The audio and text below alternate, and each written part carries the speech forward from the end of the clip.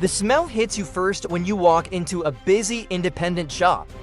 Warm rubber, old motor oil seeping into concrete, a faint copper note from brake dust, and somewhere underneath it all, the burnt sugar smell of an air freshener someone put in the waiting room 3 months ago and forgot.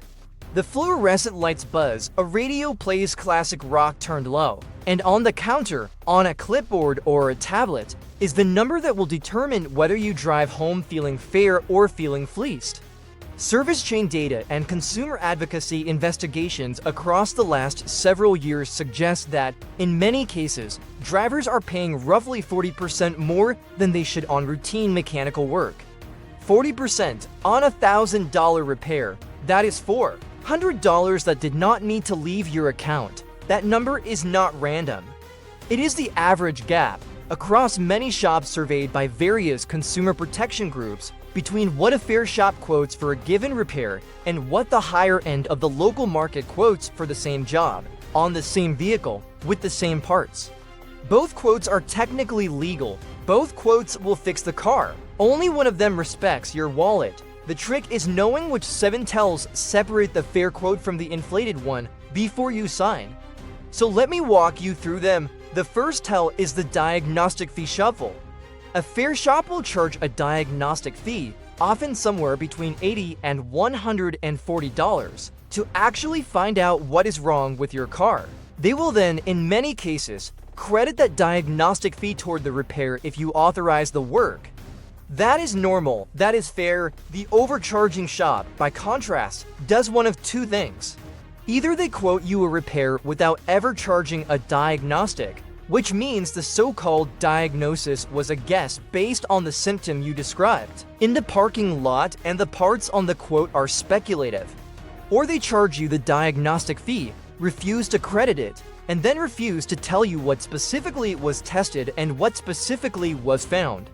Veteran technicians commonly note that a real diagnostic involves a multimeter, a scan tool, a smoke machine if there is a vacuum or evap issue, and time. If the diagnosis happened in under 15 minutes and the shop cannot show you scan tool data or measurement readings, in many cases you are paying for guesswork dressed up as expertise.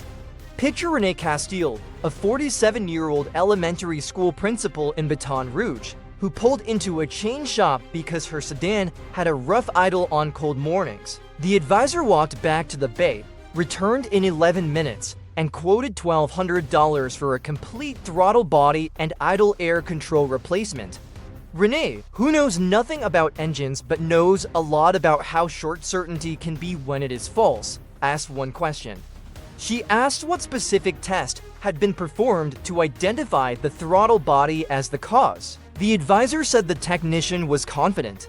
Renee asked again. The advisor said the system showed it. Renee asked to see the printout. There was no printout. The diagnosis, in the strictest sense, had never happened. She took the car across town to an independent run by a tech named Antonio. He ran a real scan, looked at fuel trim data, smoke tested the intake, and found a small cracked vacuum line behind the engine. The fix was a $6 piece of hose and 20 minutes of labor. The rough idle vanished. The careful ones, by contrast to most drivers, simply ask for the printout. The printout, in many cases, is the cheapest fork in the road a car owner ever stands at.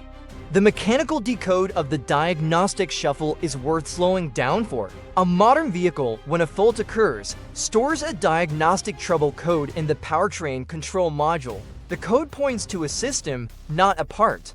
A code that reads oxygen sensor circuit, for example, can mean a faulty sensor, a damaged wire, a corroded connector, a vacuum leak upstream, a failing catalytic converter, or several other things. A real diagnosis traces the cause from the code to the actual failure. A code redundancy approach simply swaps the part the code names and hopes for the best. The work order on a real diagnostic will, in many cases, include scan tool screenshots, freeze frame data, and the technician's notes on what was tested. The work order on a code DAN swap looks identical at the bottom line but contains none of that supporting evidence. The honest shop hands the customer the evidence whether asked or not. The overcharging shop, in many cases, hands the customer only the price. Now, before I get to the second tell, which is the one I want you to remember more than any of the others, I want to ask you to do something. Pull up the last repair invoice you have on your phone or in your email and look at the line that says labor. Just look at it, look at the hours billed. We are going to come back to that number in about 90 seconds because the second tell is going to change how you read it forever. The second tell, the loop back to the labor line, is the flat rate manual mismatch. Here is how mechanic billing works in most shops. Almost every common repair, from a brake job to an alternator replacement to a timing belt, has a published flat rate time. These published times come from manuals like Mitchell, Aldata, or Chilton, and they represent the manufacturer estimated time the job should take. A water pump on a common 4-cylinder might be listed at 2.4 hours. A starter on a mid-size sedan might be listed at 1.1 hours. The fair shop charges you that flat rate time multiplied by their hourly labor rate, regardless of whether their technician did the job in 2 hours or 4. The customer pays a known number, the overcharging shop does something else. They either pad the hours, billing for 0.5 hours for a 2.4-hour job because they will tell you your specific car was unusually rusty or unusually tight or unusually complicated.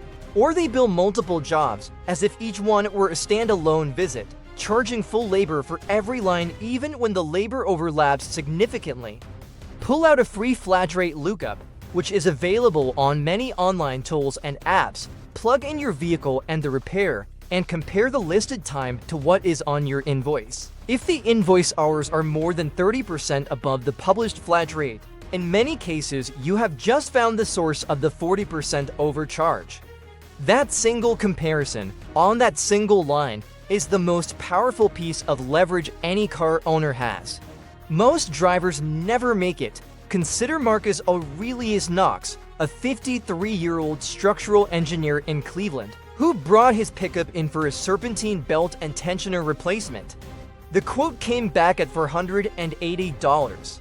The labor line showed 3.5 hours. Marcus, the kind of person who reads instruction manuals for fun, looked up the flat rate time, a free online lookup that evening from his kitchen table. The book time on that specific job for that specific truck was 1.1 hours. The shop had billed more than 3 times the published rate. Marcus called the shop the next morning and politely asked for the breakdown. The advisor stammered through an explanation about a stripped bolt and an unexpected pulley issue. Marcus asked for documentation of the stripped bolt. There was none. The bill was reduced to $220 without further discussion. The careful ones, in many cases, look up the book time before they sign and again before they pay. Most drivers see a labor line and assume the number is the number. The number, in many cases, is whatever the keyboard typed. The work order on a flat rate mismatch is almost always visually clean. The line reads something like serpentine belt and tensioner, labor, 3.5 hours. There is no asterisk noting why the time exceeds book. There is no separate line documenting the alleged complication. The honest shop, when a job genuinely runs over book time due to rust or breakage, will note the reason on the invoice in plain language and will, in many cases, eat some of the additional time rather than passing it all to the customer. The overcharging shop simply inflates the time and counts on the customer not checking. That single behavior, the willingness to write a number that does not match the book without explanation, is the structural signature of the 40% overcharge across the entire industry. The third tell is the parts markup spread. Every shop marks up parts. That is normal and necessary because the shop has to cover inventory cost, warranty obligation, and the time it takes to source and stock the part. A fair markup, in many cases, is somewhere between 20 and 40% above the technician's wholesale cost. An aggressive markup, which many overcharging shops apply quietly, can run 80 to 150% above wholesale, sometimes more on rare or specialty parts. The way to spot this without being confrontational is simply to ask the service writer, before you authorize the work, whether they would be willing to itemize the part numbers on the quote so you can verify pricing. A fair shop will say yes without hesitation because they have nothing to hide and their markup is reasonable. An overcharging shop will, in many cases, become evasive, citing shop policy or system limitations or the difficulty of looking up exact numbers. That evasion itself is the tell. The numbers are findable. The shop has the numbers. The question is whether they are willing to let you see them. The decode here is in the structure of automotive parts distribution. Every aftermarket part, from a brake pad to an alternator to a coolant hose, carries a manufacturer part number stamped or printed on the part itself and on the box. That part number is universal. A search for the part number on a parts retailer's site will return a consumer-facing retail price, which is, in many cases, close to the shop's wholesale cost or slightly above. The work order at a fair shop will list each part with its part number, allowing the customer to verify pricing in under 60 seconds with a phone. The work order at an overcharging shop will, in many cases, list parts only, by category like alternator or fuel pump, with no part number, no brand, and no specification. The customer cannot verify what cannot be named. The contrast pair here is sharp. The honest shop says here is the number, look it up if you like. The overcharging shop says the system does not display that level of detail. The system displays whatever the shop chooses to make visible. The sensory anchor on the parts markup conversation is the smell of a parts catalog. Anyone who has worked in a shop long enough knows the faint papery scent of a thick reference binder sitting on a counter. That binder in fair shops is open and consulted in front of the customer. The advisor flips to the page, runs a finger down the column, and reads the part number aloud. The customer is included in the lookup. The overcharging shop, by contrast, keeps the lookup on a back-office screen the customer cannot see. The advisor reads a price from memory or from a printout that contains no source citation. The same information exists in both places, only the visibility differs. The contrast pair, again, is structural. One shop includes the customer in the lookup. The other shop performs the lookup as a private act and presents the result as a fact. The fourth tell is the bundled but not itemized invoice. After the work is done, you are handed a piece of paper that says something like complete brake service, $1,500. No breakdown, no line items, no separation between parts and labor. Just a lump sum that is, in many cases, a deliberate choice.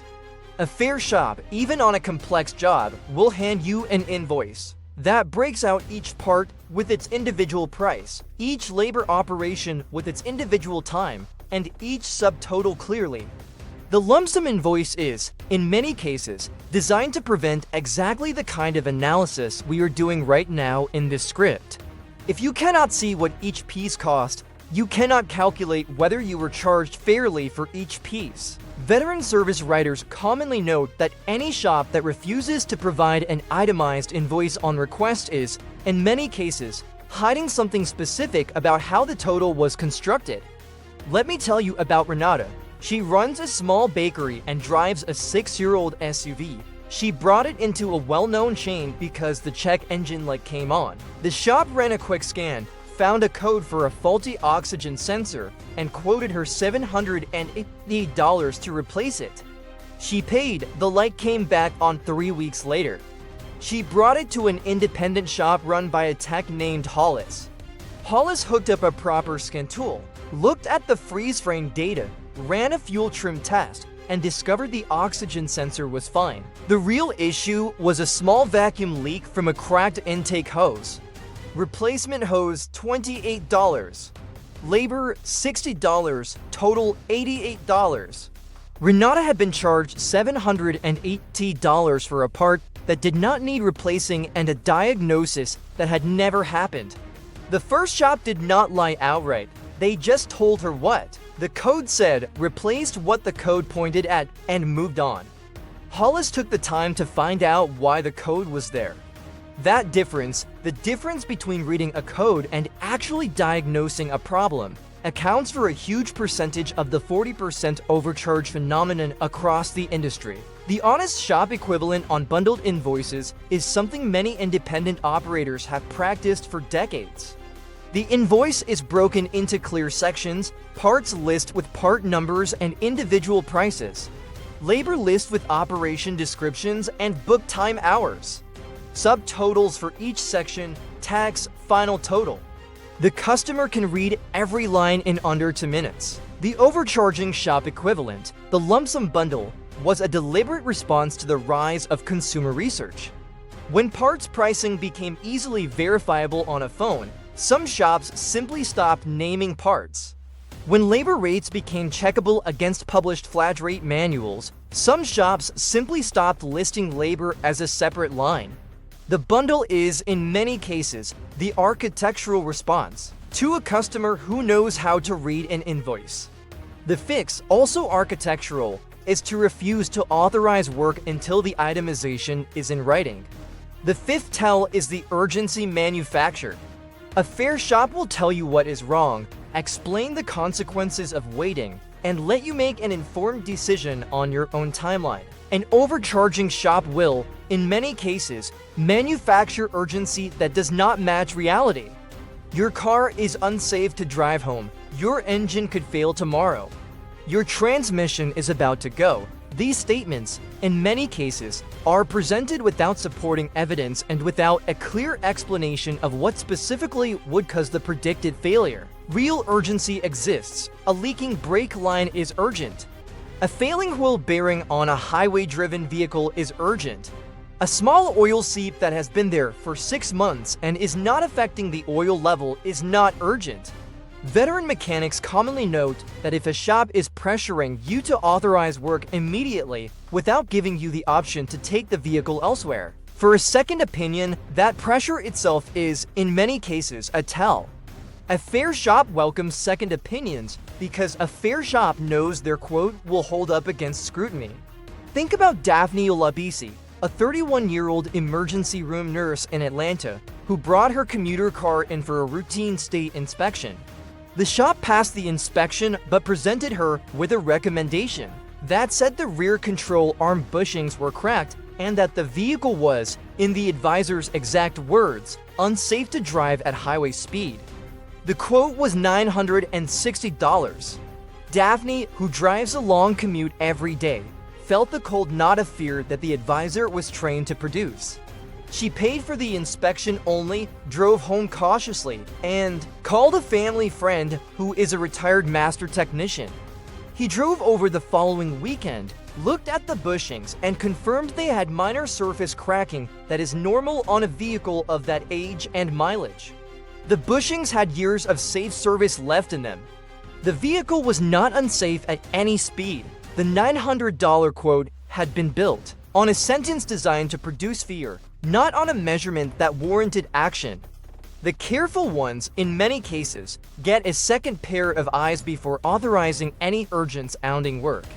Most drivers, when urgency lands in the lobby, sign immediately because fear feels like information. The work order on manufactured urgency typically includes a small notation that the customer was informed of the safety concern. That notation, in many cases, exists to protect the shop in the event of a future complaint. The notation does not contain measurements. The notation does not reference the specific component condition relative to the manufacturer service limit. The honest shop, by contrast, will provide a written description with a measured value like rear control arm bushing, visible cracking at 3 points, no separation, within service tolerance. That single descriptive line, when present, replaces fear with information. When absent, fear is the entire transaction. Quick aside, I know this is a lot. I know the impulse, when something is wrong with your car, is to just trust the shop and pay the bill so the inconvenience ends. That impulse is exactly what the overcharging shop relies on. Slowing down by 20 minutes before you authorize is, in many cases, worth hundreds of dollars. The sixth tell is the recommended service avalanche. You came in for an oil change. You leave with a recommendation list that includes fuel system service, throttle body cleaning, induction service, brake fluid flush, power steering flush, transmission fluid flush, coolant flush, differential service, and cabin air filter replacement. Each one is presented as overdue, urgent, or important for the long-term health of your vehicle. The total, if you said yes to everything, would run somewhere between $1,200 and $2,000. Here is what most drivers never learn. The vast majority of those services have specific mileage intervals listed in your owner's manual, which is sitting in your glove box right now. A fair shop will recommend services based on what the manufacturer says is actually due at your specific mileage. An overcharging shop will recommend services based on what generates the highest ticket. The avalanche of recommendations is, in many cases, a sales script, not a service plan. Open the manual, compare the recommendations to the manufacturer's schedule. If the shop is recommending services that are thousands of miles or even years early, that pattern is, in many cases, the tell. The decode on the avalanche is in the maintenance schedule itself. Every owner's manual contains a table that lists each maintenance item against a mileage interval or a time interval, whichever comes first. Some items, like engine oil and oil filter, recur on a relatively short cycle. Others, like spark plugs or transmission fluid in modern sealed transmissions, recur on much longer cycles or, in some cases, are listed as fill for life with no scheduled replacement. The avalanche treats every item as if it were due, every visit on every vehicle. The schedule, by contrast, treats each item according to its actual interval. The honest shop will reference the page number of the manual when explaining a recommendation. The overcharging shop, in many cases, will not reference the manual at all because the manual would, in many cases, contradict the recommendation. The contrast pair is simple. One mode of practice cites the source. The other mode trusts that the customer will not. The decode on recommendation avalanches is also worth tracing through the daily workflow at a busy chain shop. The technician completes the oil change, which generates a small revenue line. The advisor in many chain workflows is paid a percentage of additional service revenue generated from that vehicle that day. The advisor walks back to the bay, asks the technician for any items that might warrant attention, and writes those items as recommendations on a printed multi-point inspection sheet. The sheet, in many cases, contains green, yellow, and red ratings on items the technician has glanced at rather than measured. The customer receives the sheet and reads it as a medical chart. The chart, in many cases, contains more sales pressure than actual measurement data. The honest shop performs the same multi-point inspection but populates it with measured values, with notations like brake pad measurement 7 mm, factory minimum 3 mm, no action needed at this time. That single line, when present, transforms the inspection from a sales tool into a service record. The seventh tell and the last one is the second opinion friction. This one is simple. Ask the shop, politely, if you can take the written quote home and think about it overnight, or get a second opinion from another shop before authorizing the work. A fair shop will say, of course, no problem, here is your printout. An overcharging shop will, in many cases, push back. They will say the diagnostic fee will not transfer. They will say the price might change if you bring the car back. They will say their tech is ready to start the job now and the schedule might fill up. That friction, that quiet pressure to commit before you have time to compare, is one of the cleanest tells in the entire industry. Honestly, if a shop does not want you getting a second opinion, in many cases that is all you need to know. The mechanics of the second opinion friction operate on the customer's calendar more than the customer's wallet. The overcharging shop understands that a customer who walks out the door with a written quote, in many cases, never returns. The customer goes home, types the symptoms into a search engine, calls a friend, who turns wrenches, gets another shop to look at the car, and discovers the gap. The friction is designed to prevent that sequence from beginning. The work order at this stage is often presented verbally rather than in writing, with the advisor saying things like, "Let me get the technician started and we can finalize the paperwork after." That sequence reverses the natural order. The natural order is paperwork first, work second. The friction order is work first, paperwork second, and by the time the paperwork arrives, the work is done and the leverage is gone. The honest shop puts the paperwork first because the honest shop has nothing to fear from the customer taking it home. So there they are, 7 tells, diagnostic shuffle, flat rate mismatch, parts markup spread, bundled invoice, urgency manufacture, recommendation avalanche, second opinion friction. Any one of them on its own is worth questioning. 2 or more of them together, in many cases, is reason enough to politely take your keys back and walk out. The contrast between most drivers and the careful ones plays out at the moment of authorization. Most drivers in the lobby, with the keys already handed over and the day already half spent, read the quote, feel the cost, and sign because signing is the path back to their normal life. The careful ones treat the lobby as a negotiation table rather than a checkout counter. They ask for the printout, they ask for the part numbers. They ask what specifically was tested, they ask for the book time. They ask whether the labor lines are combined or separate. They ask if the quote will hold for a week. None of these questions is hostile. None of these questions is even particularly clever. The questions are simply the questions a person asks when they understand that the lobby is the only place leverage exists. Once the keys are in the technician's hand and the work has begun, the leverage moves to the shop. Before then, in many cases, the leverage belongs to whoever is willing to ask. A small independent shop in a quiet town might have 3 lifts to technicians and an owner who also turns wrenches when the bay gets busy. That shop, in many cases, lives or dies on word of mouth from neighbors who recommend the place because the prices are fair and the work is honest. The owner cannot afford to overcharge because the next customer is, in many cases, the neighbor of the last one. The chain shop on the highway, by contrast, draws customers from a much larger radius and rarely sees the same face twice. The economics of repeat business shape behavior more than any code of ethics. The careful beer, when possible, finds the small shop where the owner knows the regulars by first name. The smell of that shop is the same as the chain shop. The number on the clipboard, in many cases, is not. I want to leave you with something a tech I worked alongside for years once said, late one evening after the shop had closed and he was wiping down his tool cart.